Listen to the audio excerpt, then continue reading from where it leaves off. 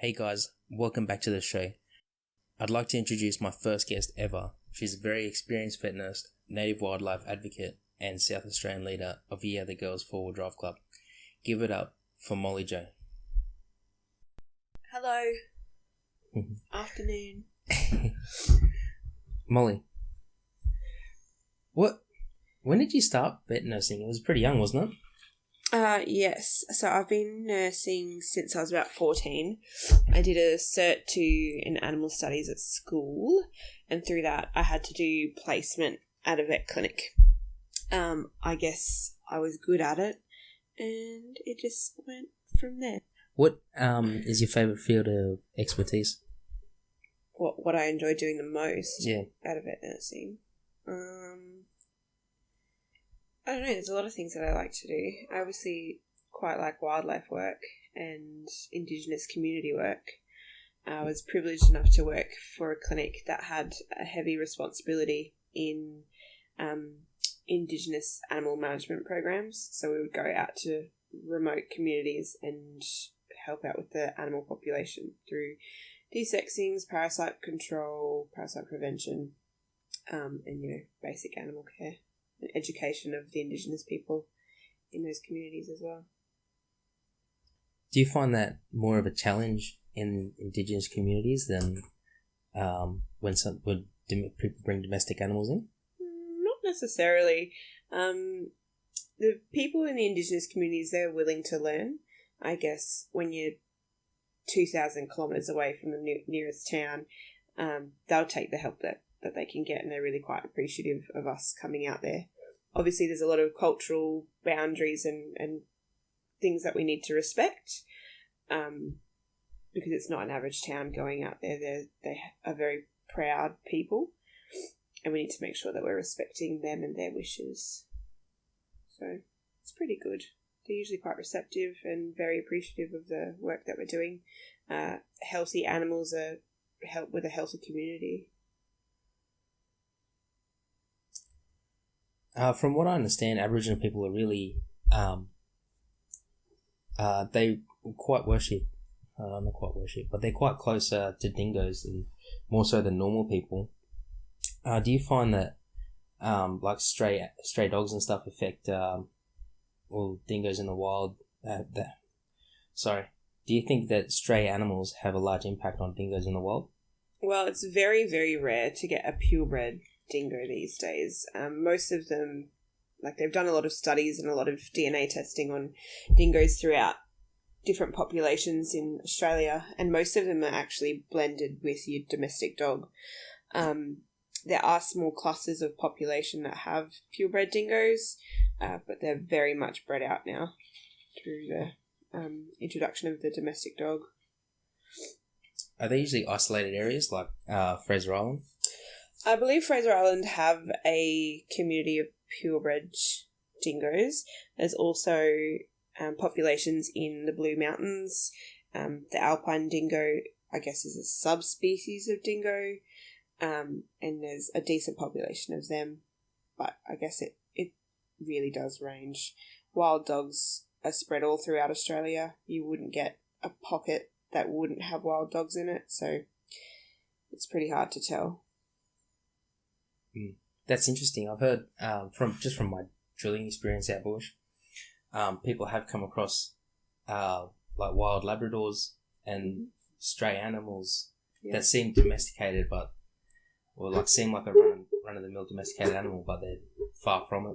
Yeah, I guess in the Northern Territory and I guess places with heavy hunting communities, you'll get a lot of large hunting breed type dogs that are blending through with dingoes as well.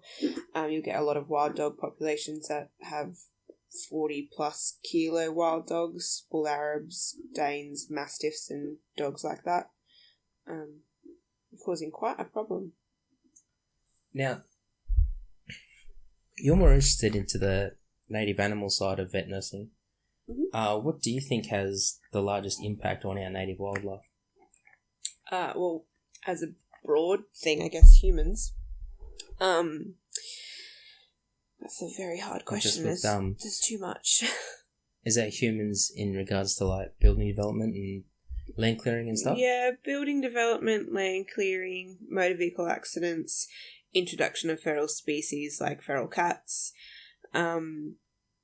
I guess majority of the wildlife work I do and majority of the injuries and illnesses coming through with wildlife are, I'd say 90% caused by humans one way or another, whether it's been a wallaby hit by a car, a bird that's been attacked by a cat, possums with stress dermatitis caused by land clearing.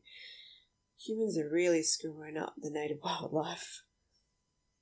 That's, I guess we really can't help it, especially with just the rapid growth of population. I guess not, but there's a lot of things that we as Australians could do better for the wildlife. I guess going back to your feral cat populations, the big thing is just keeping cats indoors. I know it's quite hard sometimes, but I don't believe enough people put enough effort into keeping their cats outdoors. And I'm a cat lover as a vet nurse. I love all animals, but the impact that domestic cats also have on the wildlife is incredible. There's no such thing as an outdoor cat that doesn't kill wildlife. And that's something that I believe strongly in. And that's, it's quite amazing. How much damage do you reckon, like how many animals per capita do you reckon a cat would destroy? That's tough.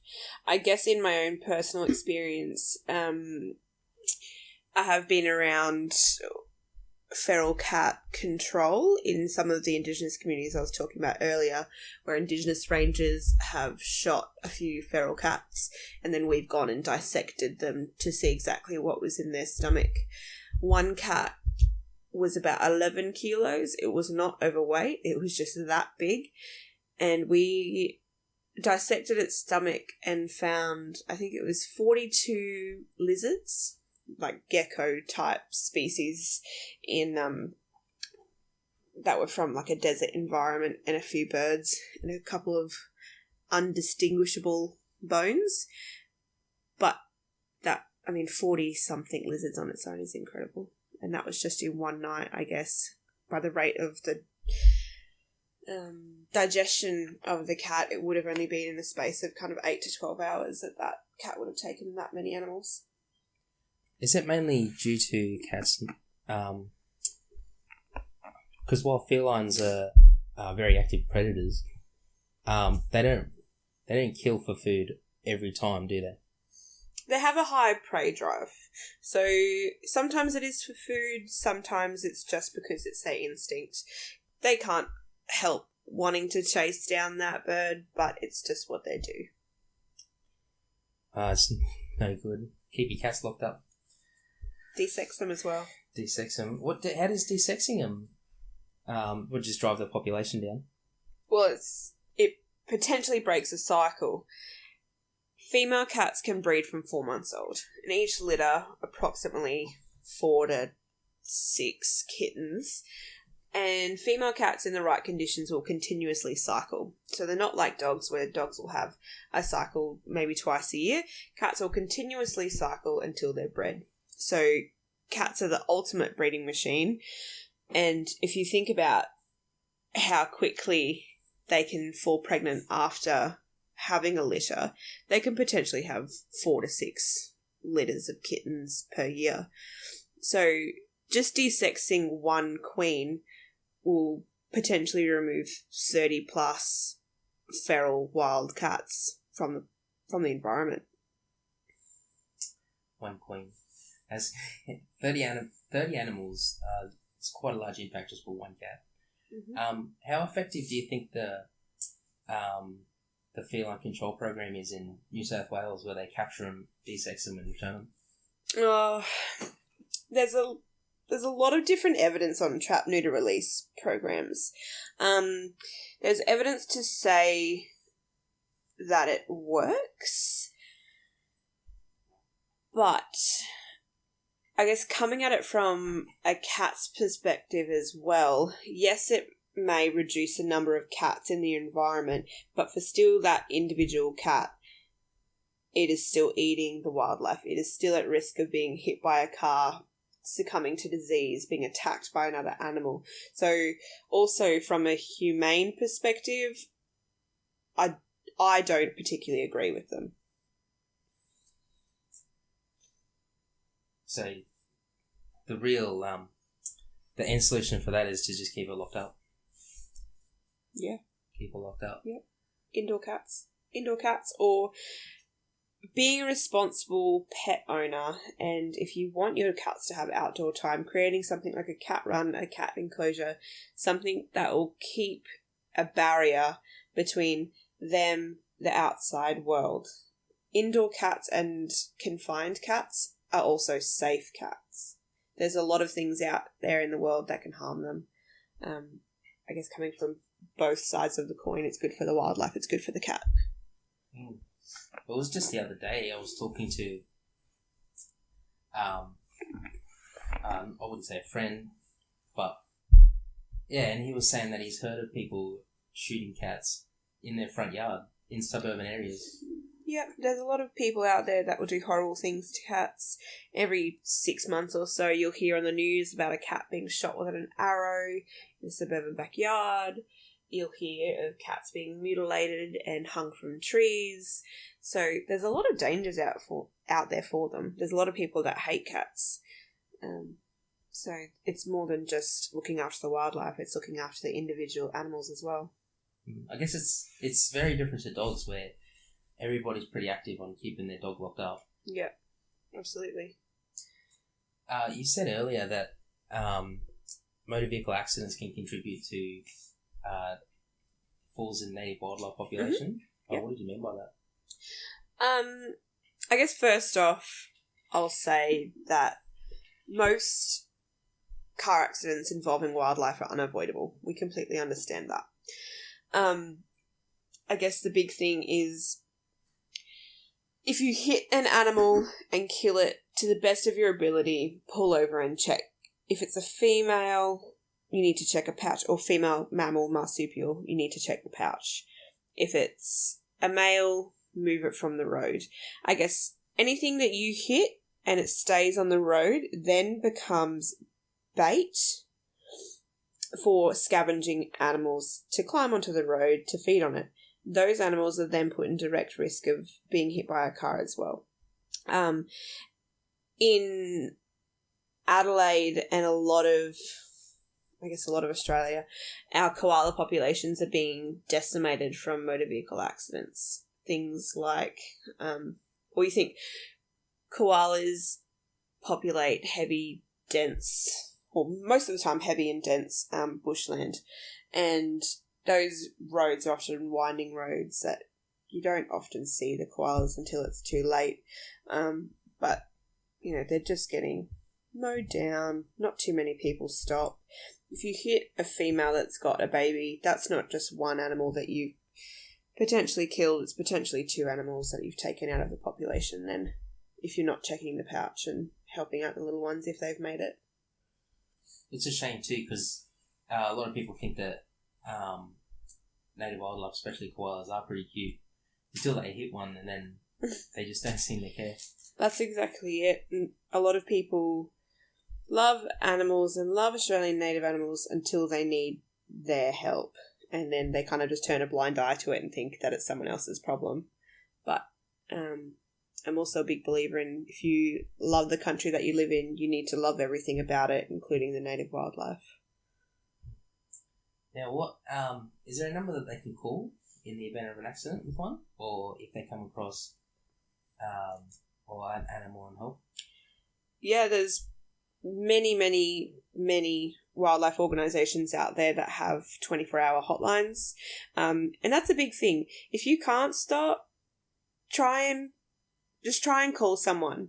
They'll be able to send someone out to assess the situation, see if the animal actually was killed, move it off the road and collect the data.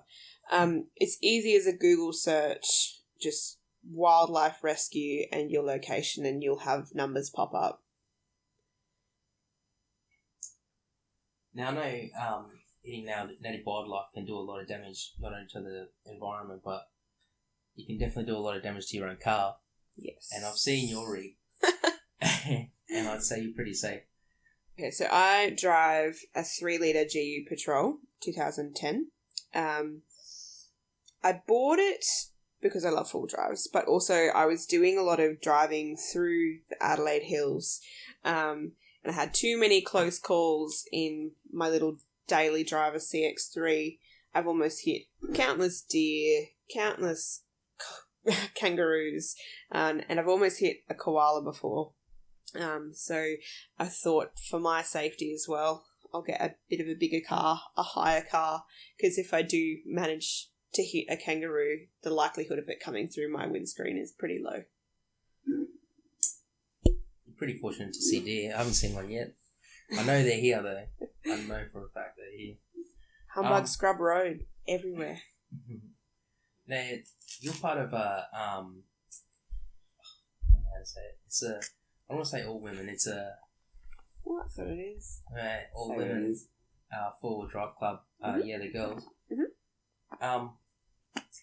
How active is the Adelaide group part of it? So yeah, the Girls 4x4 was started by Katie Ando, who lives in New South Wales.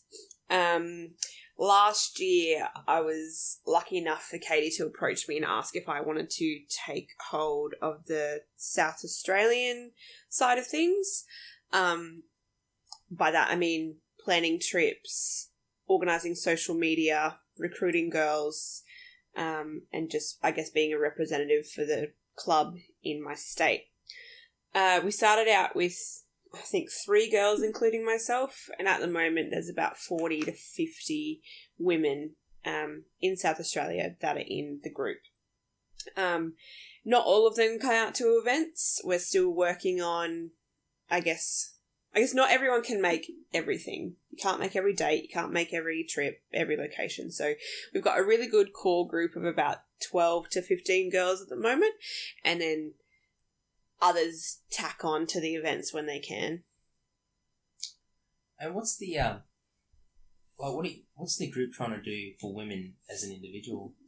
I guess the whole purpose of the group is to, for one, show the world that it's not just the boys that are into full driving. Take the men out of it. To show that women do have a heavy presence in the four-wheel drive community, and to really boost the confidence of the women that we have. Obviously, the four-wheel driving industry is very testosterone filled, and some women feel a bit intimidated going on four-wheel driving trips when you've got your real blokey blokes showing them how to do it and all of those kinds of things. So it's not a really feel. no, it's not a boys versus girls type of thing. We're just trying to improve the confidence for some of the women that aren't, I guess, don't have as much exposure, as well as girls meeting girls. It's awesome to make friends. Like, I've not met half of the admin team, but like they're lifelong friends already. It's been really great. Yeah, and especially coming from an army background, I've seen the odd female mechanic come through, and quite often they feel out of place because it is, as you say, a testosterone-filled area, and they just look for that female support in their workplace specifically, like a direct go-to. Yeah. I mean, we can't help that the four driving industry is so testosterone filled. It's how it has been forever. But we're just trying to get out there to say, hey, there's girls that are into this too. We can drive just as good as the boys can. Our cars can be just as awesome as the boys. And I think we're really proving that. I think we're probably one of the first larger women-only four-wheel drive groups, and quite a few smaller ones have started to pop up because the popularity of four-wheel driving is increasing, and I guess in 2019 women are starting to realise that there's nothing that they can't do. That's true. Women, they're pretty capable We're stubborn. We'll do what we want. That's true. Even if you can't do something, I guarantee you will try it. What have your trips and turnouts been like?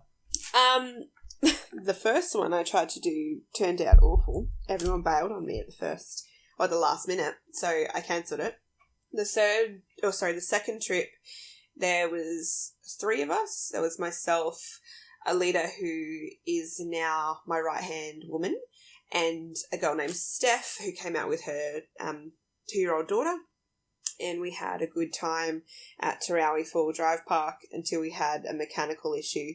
I needed to tow Steph's GQ Patrol, maybe 700 Ks, through outback SA in the middle of the night. We didn't get to quite finish our trip the way we wanted it to, but it was still a lot of fun, and it was a good learning experience and bonding experience. We've probably done about 12 trips in the last 18 months or so.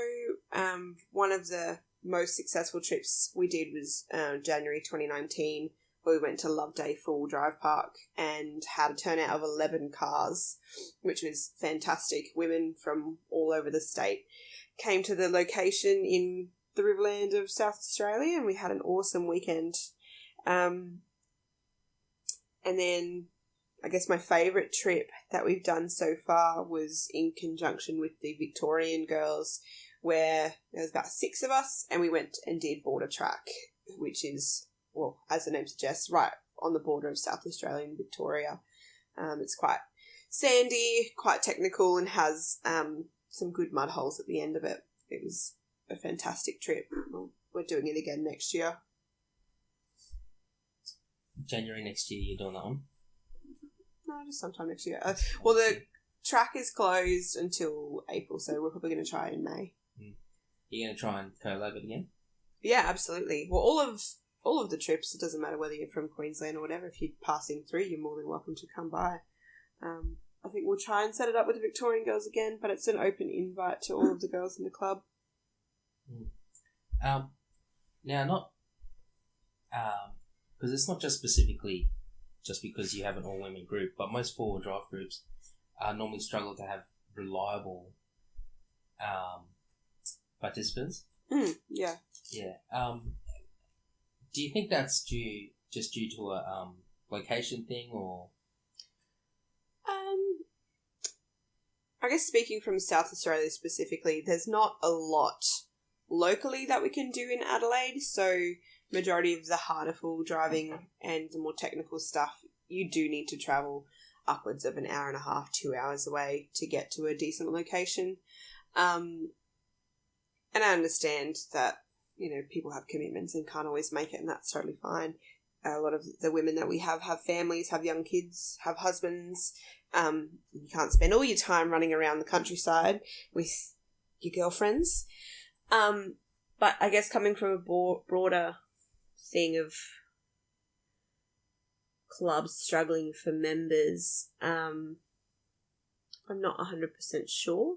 They probably face the same kind of challenges that we do, is that not everyone's going to make the same dates and locations. Not everyone has running cars at that time. And I guess it is an expensive hobby when you put in the fuel. Some places require fees to enter the parks, risks of breaking things, all that kind of stuff. Yeah, it is an expensive hobby. What are you doing next on your truck? Well, I only bought it maybe 2 months ago, or 6 weeks ago now. At this stage, I don't have any immediate plans. There's a lot of things I'd like to do, but there's a few things that I need to sort out personally before I start spending a lot of money on the patrol. I guess things that I'd like to do, I'd like to get a Razzler bull bar and probably some sliders. My steps are a bit beat up at the moment, but it'll all be a work in process. The Razzler one, is that the one with the recessed auxiliary light? Yeah, it's got spaces to have your 7-inch spotties inserted into the bar, rather than have them drill into your bar or put them on top of your bar. They're already set inside the bar work, and it looks pretty nice, and I guess it also provides a bit of protection for those lights as well. Yeah, for sure. Have you considered tying in the club with like a native wildlife event? That is something we've touched base on. We've done a lot of fundraising with different community groups. I guess recently with the bushfires that have been happening in New South Wales, we did donate some money to a stock feed shop that was also donating or getting together donations for a wildlife group. So I guess not directly, but we have had a little bit of a hand in getting some supplies over to the New South Wales bushfires. We've also done quite a lot of fundraising, and we've done some hay runs out to various spots in New South Wales that are struggling with the drought, which has been fantastic. So every now and then we get our girls together and try and do some kind of fundraiser to help the community one way or another. It might not always be much, but if we can at least help the people that help us, whether that be the farmers or the community directly, do what we can. Speaking of helping out the community, I understand you're Elizabeth Star winger. That's a joke. That's an actual joke. I know that no one can see me, but I'm not exactly your everyday rugby union winger build at all. Ridiculous. But you do play for Elizabeth, the over 18s women's team, or the senior women's. Yeah, I do.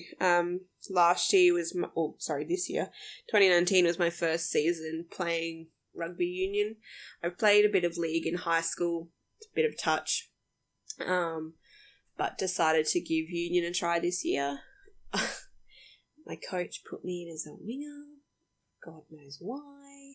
I googled what it means to be a winger, and it says I need to be fast, have a good level of fitness, and have a good level of agility, and I have none of those things. I just know how to keep running. That's all that matters. Everybody's got a place in you. For being on the senior women's team, do you think that you face a lot of the stresses and pressure that the senior men's would face? It should be pretty much identical. Yeah, I think it's generally the same. The rugby community is fantastic. Like, the entire motto for Rugby Australia is everybody has a place. No matter what your size, what your ability, who you are, everyone's got a space in a union team. The club that I play for is great. We may not be the best club out there in regards to winning games, but I personally think we're the best club out there in regards to attitude. Everyone's looked at the same, regardless of which division they play in, what position they play in, how long they've been playing. We're all seen on a level playing field. Yeah. And the Elizabeth Rugby Football Club's a large part of the community. What's your take on its impact? We've done a bit of fundraising for some local families that are going through some health problems. I think in a club community on a smaller scale, everyone in the club is willing to chip in and give a hand, whether it's operating a barbecue on a Saturday morning at 6 o'clock, whether it's cleaning up the field after a weekend of finals, going down to Bunnings and raising money for the club itself, representing the club. I guess, for example, the women's side and a few from the senior men's went out to a event in the city called Reclaim the Night, I guess as a stand against sexual violence in the community, all in their gear, all representing the club and showing that that's not what we stand for. So I think on a smaller scale and a larger scale, the club is fantastic. Oh, it's fantastic. I play there too. So being part of not only a local sporting team, but a national Facebook group, I guess you could say. How do you find that these activities and communities have affected you personally? Probably a lot with my confidence as, going back to the four-wheel drive club, as a representative, not to say that it's a stupid word, but like a leader or anything, but being the person that sets up events and is leading the pack. Quite literally, if I'm at the front of a trail of four-wheel drives, a lot of the girls look up to me. But they'll come to me for questions, advice, ask me my opinion on things, and I'm not the most knowledgeable four-wheel driver. I'm not the most knowledgeable in mechanics. But if someone asks me a question, I'll do what I can to try and find it out for them.